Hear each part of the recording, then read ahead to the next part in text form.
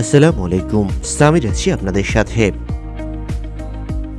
ধারাবাহিক উন্নয়নে বদলে যাচ্ছে বাংলাদেশের প্রতিটি প্রান্ত, উত্তর থেকে দক্ষিণ, সাগর থেকে সীমান্ত।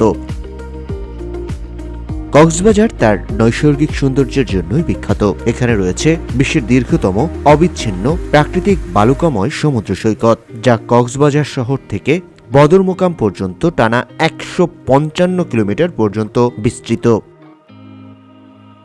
তাই তো দেশের পর্যটনের সবচেয়ে বড় ব্র্যান্ডিং এই কক্সবাজার। সময় এখন দেশের প্রধান পর্যটন নগরী কক্সবাজারের। একের পর এক জনবান্ধব প্রকল্পের অবকাঠামো কক্সবাজারকে করে তুলেছে আরও অপরিহার্য, আরও পরিবেশ বান্ধব ও পর্যটন বান্ধব। দেশের অর্থনীতির অন্যতম গন্তব্য হয়ে উঠছে এই কক্সবাজার। শুরুতেই আমরা কক্সবাজার রেল সংযোগ প্রকল্প সম্পর্কে কিছুটা বলি।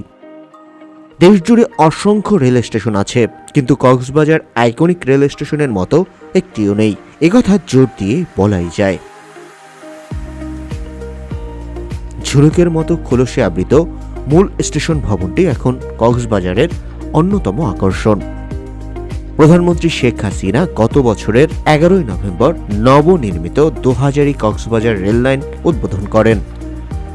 গত 1 ডিসেম্বর থেকে বিরতিহীন কক্সবাজার এক্সপ্রেস চলাচলের মধ্য দিয়ে এই রুটটি বাণিজ্যিকভাবে যাত্রী পরিবহন শুরু করে।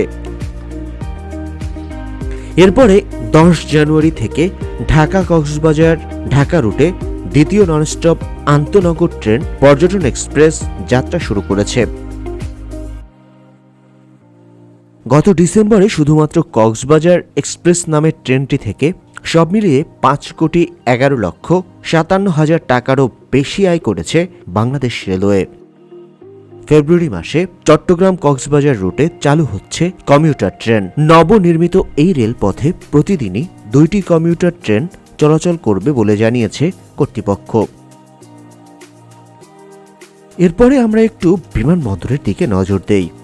উড়োজাহাজে চেপে কক্সবাজার বিমানবন্দরে অবতরণের সময় হঠাৎ মনে হতে পারে ফ্লাইটটি সমুদ্রে নামছে না তো।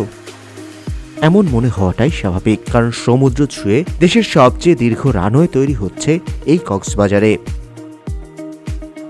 বিশ্বের সবচেয়ে বড় সমুদ্র সৈকতের তীর ঘেঁষে পুরোদমে চলছে কক্সবাজার বিমানবন্দরের রানওয়ে নির্মাণের কাজ।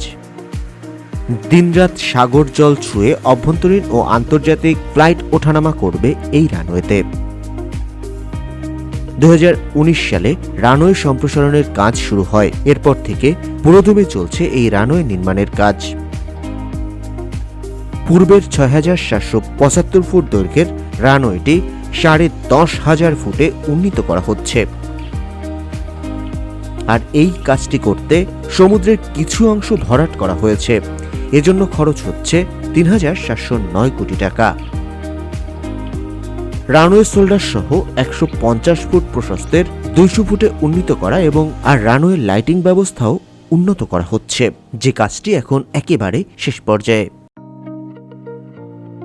ধারণা করা হচ্ছে আগামী কয়েক মাসের মধ্যেই এই রানওয়েটি হ্যান্ডওভার করে দেবে নির্মাতা প্রতিষ্ঠান।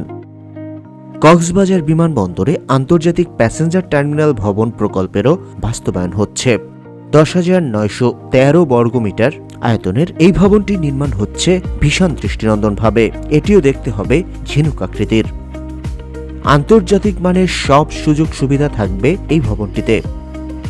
সংশ্লিষ্টরা বলছেন, বর্তমানে বিমানের রিফুয়েলিং এর জন্য সবাই দুবাইকে গেটওয়ে হিসেবে ব্যবহার করে। শাহজালাল আন্তর্জাতিক বিমানবন্দর থেকেও 200 ফুট বড় রানওয়ে সমৃদ্ধ কক্সবাজার বিমানবন্দর আগামীতে আন্তর্জাতিক আকাশপথের রিফুয়েলিং হাব হবে। এতক্ষণ মূল কক্সবাজারে ছিলাম, চলুন একটু মহেশখালী দ্বীপে যাই। কক্সবাজারের মহেশখালী দ্বীপের মাতারবাড়ি একদা বিচ্ছিন্ন ও অবহেলিত জনপদ হয়ে উঠেছে এখন প্রাচ্যের সিঙ্গাপুর, চীন কিংবা জাপান। মাতারবাড়ি ও ধলঘাটা ইউনিয়নের 1,414 একর জমির ওপর তৈরি হয়েছে 1,200 মেগাওয়াটের মাতারবাড়ি কয়লা ভিত্তিক বিদ্যুৎ কেন্দ্র। সেখানের প্রথম ইউনিট উৎপাদন শুরু করে 600 মেগাওয়াট বিদ্যুৎ জাতীয় গ্রিডে যুক্ত করেছে। অপরদিকে গত 24 ডিসেম্বর দুপুর 12টার দিকে এই কেন্দ্রের দ্বিতীয় ইউনিটের পরীক্ষামূলক উৎপাদন কার্যক্রম শুরু হয়েছে। সরকারের একটি অগ্রাধিকারমূলক প্রকল্প মাতারবাড়ি কয়লাভিত্তিক তাপবিদ্যুৎ কেন্দ্র বঙ্গোপসাগরের কোলে মহেশখালী বদ্বীপকে ঘিরে 2041 সালের মধ্যে 60,000 মেগাওয়াট বিদ্যুৎ উৎপাদন করা হবে। সেই পরিকল্পনার প্রথম ধাপ হচ্ছে মাতারবাড়ি তাপবিদ্যুৎ কেন্দ্র। এছাড়া মহেশখালীতে নির্মিত হবে 12টি কয়লাভিত্তিক, একটি বায়ুভিত্তিক এবং 2টি সৌর বিদ্যুৎ চালিত বিদ্যুৎ কেন্দ্র। বিদ্যুৎ কেন্দ্র ছাড়াও এখানে কয়লা লোড আনলোডের জন্য জেটি, টাউনশিপ নির্মাণ, স্থানীয় এলাকায় বিদ্যুতায়ন, বিদ্যুৎ সঞ্চালন লাইন নির্মাণ এবং বিদ্যুৎ কেন্দ্রের সংযোগ সড়ক নির্মাণ কাজ সম্পন্ন হয়েছে। বিদ্যুৎ কেন্দ্র নির্মাণকালীন সময়ে বিদ্যুৎ সরবরাহ ও স্থানীয় গ্রামীণ জনপদের বিদ্যুতায়নের লক্ষ্যে চকরিয়া মাতারবাড়ি 132 কেভি সঞ্চালন লাইন ও মাতারবাড়ি 132-33 কেভি সাব স্টেশন নির্মাণ করা হয়েছে। বিদ্যুৎ কেন্দ্রের কয়লা পরিবহনে জাহাজ জেটিতে আসার পরিকল্পনা থেকেই মাতারবাড়ি গভীর সমুদ্র বন্দর তৈরি করা হচ্ছে। 18.5 মিটার গভীরতার এই বন্দর নির্মাণ কাজ বাস্তবায়ন করছে চট্টগ্রাম বন্দর কর্তৃপক্ষ। এতে ব্যয় ধরা হয়েছে 17,777 কোটি টাকা।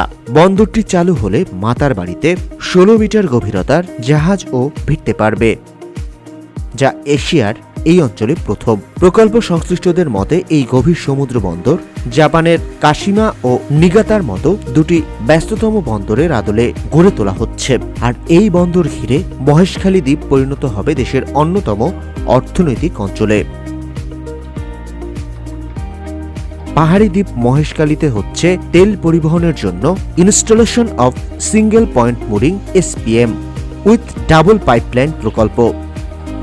প্রকল্পটি চালু এরই মধ্যে হয়ে গেছে। প্রকল্পটি চালুর ফলে জ্বালানি তেল খালাসে আসছে বৈপ্লবিক পরিবর্তন।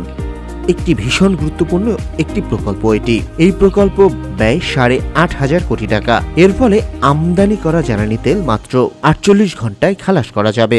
বছরের সাশ্রয় হবে 800 কোটি টাকা।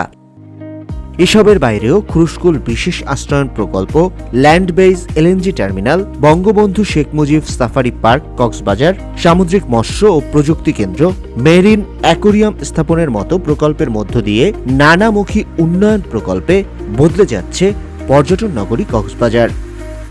প্রকল্পগুলো কক্সবাজারে হলেও এর সুফল পাবে পুরো দেশ।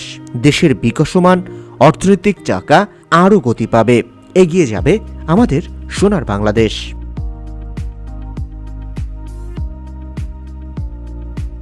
এই ছিল আজকের ভিডিওটি আমি আর বেশি দীর্ঘ করছি না, ভিডিওটি পর্যন্তই। ভিডিও ভালো লাগলে লাইক, কমেন্ট, শেয়ার আর চ্যানেলটিকে সাবস্ক্রাইব করে সাথেই থাকবেন। সবসময় ভালোর সাথে থাকবেন, ভালো থাকবেন, নিজের খেয়াল রাখবেন। দেশে এবং প্রবাসে যে যেখানে এই ভিডিওটি দেখলেন সবাইকে অসংখ্য ধন্যবাদ।